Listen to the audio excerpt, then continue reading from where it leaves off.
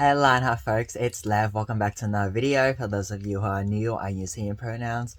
I realize I have been making a lot of content about like LGBTIQ plus things, especially trans things, and I realize there's like other stuff that I do want to talk about, but I just am so I sort of got tunnel vision on LGBTIQ plus stuff. Not saying that making LGBTIQ plus content is a bad thing, but I also want to make more varied content. I realize I haven't vlogged in a while either, but that's because I haven't really gone anywhere, but I'll see. But today's video, I wanted to talk about what I did in high school and the unbelievable thing that I did in high school, and looking back, I'm like, what the fuck? And it's just talk about that stuff, really. This unbelievable thing I did in high school. So it happened in year 11 of high school, like year 11. This one I was in VCE, so I live in like Victoria of Australia, and VCE is like the Victorian Certificate of Education. Year 11, or typically in year 11, students do units 1 and 2, and in year 12 do units 3 and 4, but sometimes in year 11 people also do units 3 and 4, but that's beside the point. This is like the high school system here in Victoria. I got like my first medical condition when I was in year 11, and I was 16 when it was still happening. It was like, yeah, 16, or I might have just turned 17. It happened like July, August. I don't remember exactly the dates, but past mid-year of 2014. My medical is leukocytoclastic vasculitis. I'm gonna put it on the screen as well because I butcher it. I can spell it correctly, but I cannot pronounce it correctly. And it's an autoimmune disease. And what happened for me was it started as red dots on my leg, and then it grew into the little tiny spots on my leg grew bigger and bigger. Not all of them, some of them died down, but then there were core ones that got bigger and bigger on my legs. I'll link a video below where I talked about photos of my leg scars and like what happened with my legs, so I'll link that video below. So if you would like imagery per se, then go check out that video. It might be a little bit graphic though, so that's just a heads up. Might be a little bit graphic. Not the prettiest thing in the world. And when those little spots started appearing, I went to ER emergency because I'm like, what is going on here? And then my heart rate was continuously high, even though I wasn't exercising. My nervous system went haywire. I'm like, what are these dots? They did biopsies, the urine tests, blood tests. Biopsies, basically, they cut a piece of my tissue for testing.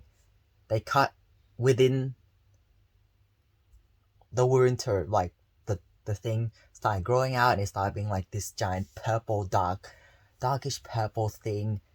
They took a sample directly from the wound.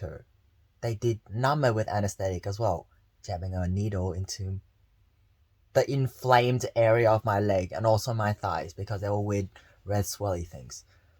And I remember staying inpatient in a hospital that night because everything came back negative, like nothing's wrong with my bloods, the tissue sample is fine, no bacterial infection. It was weird, and it makes sense now because it is an autoimmune disease. Basically, yes, that happened, and I stayed in hospital overnight, inpatient. Actually, maybe it was a few days. I don't remember exactly, but it was inpatient in hospital. But I didn't go home that time because they were like wanted me to stay in for investigations and stuff. I think it was a few nights. I was studying for exams, like near end of year exams at that point in time. Probably August, September, and then had exams like October or like November, something like that. It's like towards the latter half of the year. The unbelievable thing I did was study for exams while I was inpatient in hospital. Mind you, my legs were bleeding constantly. I kept spitting out blood. Blood came out of, I don't know where. I didn't like, it was like, I kept spitting out blood. I didn't know where it came from. My legs were bleeding. I was in severe pain. Yet, I was studying for end of year exams in this horrendous state of health.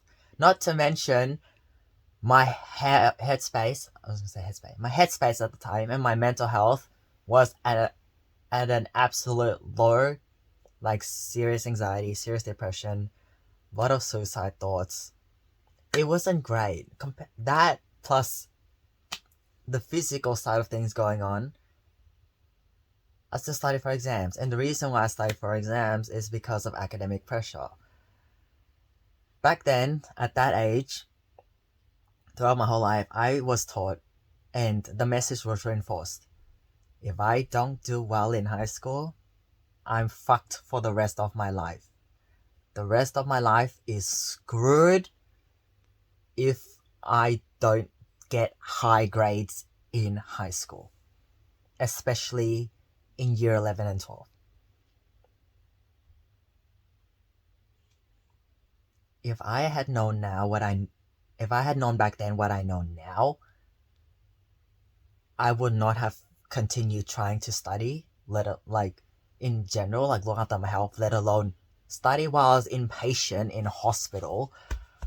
That was the unbelievable thing I did in hospital. There's another thing which I will touch on, also related to this medical. Studied while in hospital, while bleeding, in severe pain, because of the belief that my life would be over if I did not do well in high school. And what's funny is a lot of the things I learned in high school, in terms of like memorizing content and having to regurgitate it in exams, it's not helpful to me right now. Like, I graduated high school like almost 6 years ago, and I'd say 90% of the stuff I learned in terms of content are useless to me. Like, I don't remember it. Give me like a year 11 maths question about like trigonometry, or like, I don't remember what I did. I would not be able to solve it. I don't remember anything, nor has it been useful.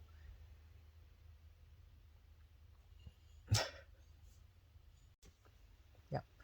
And the other ridiculous thing I did, also related to academics, is I did get discharged from hospital after staying there for a few nights, and then I had weekly hospital visits at the Royal Children's Hospital, because at the time I was still under 18.